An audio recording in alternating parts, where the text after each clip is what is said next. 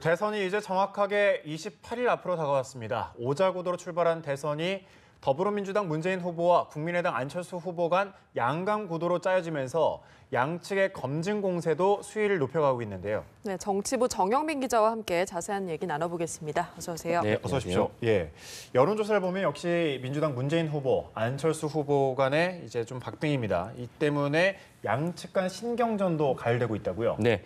선거가 이제 불과 28일밖에 남지 않았습니다. 현재까지 여론조사를 보면 일단 오자구도로 출발한 이번 대선 민주당 문재인 후보 그리고 국민의당 안철수 후보 간 양강 구도가 형성되는 모습입니다. 예. 이렇게 양강 구도가 초반부터 짜여지면서 치열한 접전이 벌어지고 있는데요. 이 때문에 양측 간의 신경전도 가열되고 있습니다. 과거 대세론을 이어갔던 신한국당의 이회창 후보가 있지 않았습니까? 네. 이 후보가 과거에 아들 병역 비리로 지지율이 폭락하면서 대권을 내준 적이 있거든요. 이 때문에 양측의 검증 공세가 치열해지는 모습입니다. 일단 대선 판세를 뒤집을 수 있는 한 방이 나올 가능성을 배제할 수 없기 때문인데요. 이 때문에 양측은 공세의 고삐를 늦추지 않는 모습입니다. 예. 네, 그렇습니다. 먼저 최근 안철수 후보 지지율이 급상승하면서 민주당에서는 안 후보를 향한 공세가 강화되고 있죠. 네, 그렇습니다. 제2의 박근혜라는 표현이 나왔는데요. 이게 주목할 만한 부분인 것 같습니다. 문재인 후보 선대위에서 안 후보를 향해서 제2의 박근혜 이런 표현을 쓴 건데요. 문 후보 측 선대위의 송영길 총괄본부장이 라디오에 출연해서 한 말입니다. 이 막연한 이미지만 보고 투표하면 제2의 박근혜가 될 수 있다 이렇게 얘기를 했는데요.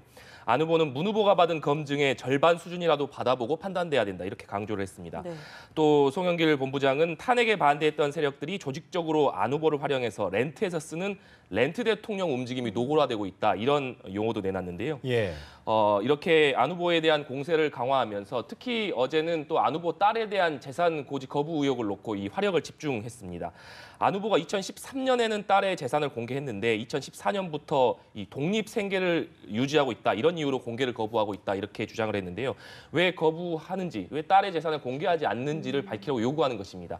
이 캠프 총괄 부단장을 맡고 있는 박범계 의원은 안 후보 딸이 이 재산 공개를 거부하는 것이 재산상 감추고 싶은 변화가 있는 게 아니냐 이렇게 주장을 했습니다. 또 안랩을 통해서 엄청난 재산가가 됐고 또 여러 군데 공정경제에 반하는 행태가 눈에 띈다면서 갑작스러운 재산 공개 거부 사정을 밝혀야 한다고 요구하기도 했습니다. 네, 안 후보 측 역시 가만히 있지는 않았을 텐데 즉각적으로 반박을 했죠. 네.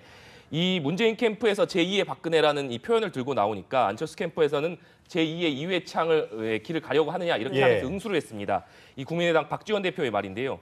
이회창 전 총재가 대통령이 다 된 것처럼 오만하게 행동하고 노무현 후보가 아닌 DJ만 공격하다 떨어지는 것을 기억하지 못하느냐 이렇게 주장을 했습니다.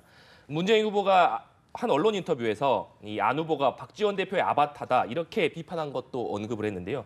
박지원 대표는 지난 4년 동안 선두주자라고 대세론을 부르짖다가 이렇게 졸장부짓을 하니 도저히 대통령감이 아님을 스스로 밝히고 있다. 이렇게 비판하기도 했습니다. 예. 이 문재인 캠프에서 안 후보 측의 딸의 재산 공개 관련해서 이 검증을 하니까 이 안 후보 측에서는 문 후보 아들에 관련된 채용 특혜 의혹을 계속해서 제기하고 있습니다. 예. 이 국민의당 이용주 수석 대변인 문 후보 아들이 고용정보원의 이 동영상 전문가로 채용이 됐는데 채용 공고에는 이 동영상 관련한 언급이 전혀 없었다고 지적을 했고요.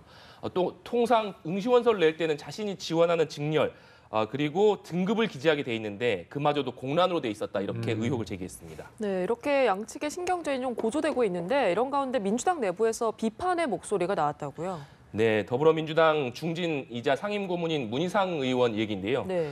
문 의원은 민주당과 국민의당이 합당까지는 어렵더라도 협치와 연정, 나아가서 공동정부를 도모할 수밖에 없는 현실이라고 말했습니다. 네.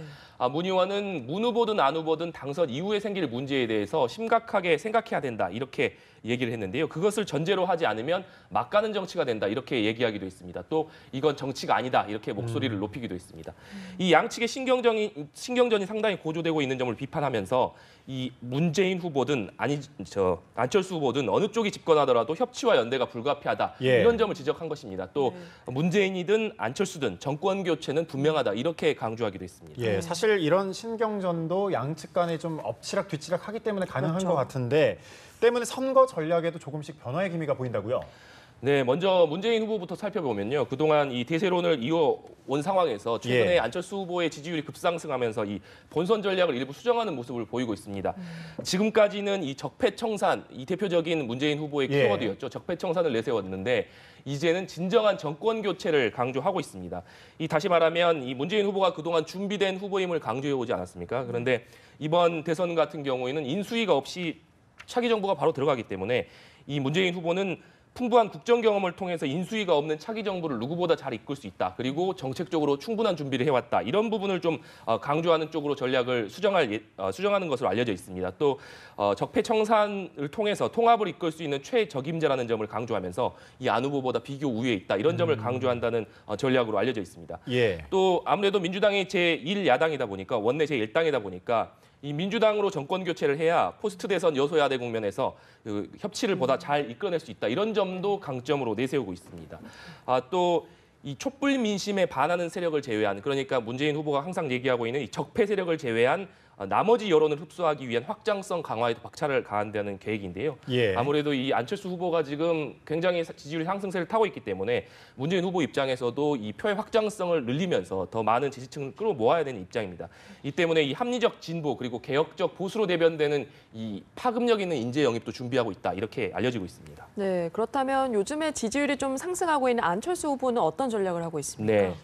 안철수 후보 최근에 이 지지율이 상승하면서 상당히 자신감 있는 모습을 보이고 있습니다. 네. 이 최근에 언론 인터뷰에서 50% 이상의 득표를 얻고 싶다 이런 부분을 강조를 했거든요. 이 부분은 그 문재인 후보가 앞선 경선 기간에서 압도적인 지지를 보여줘서 네. 압도적 정권 교체를 이루고 싶다 이렇게 얘기를 하기도 했었는데 예. 이 안철수 후보도 이 양강 구도의 구축을 넘어서 압도적인 1위를 기록해야 이 개혁 대통령 제대로 된 개혁을 할 수 있다 이렇게 주장을 하고 있습니다. 아무래도 이제 최근에 지지율이 상승하다 보니까 이 추세를 계속해서 이어가겠다 이런 취지로도 해석이 되는 부분인데요. 요새를 몰아서 지지층을 계속 늘려서 압도적으로 승리하겠다 이런 뜻으로 해석이 됩니다.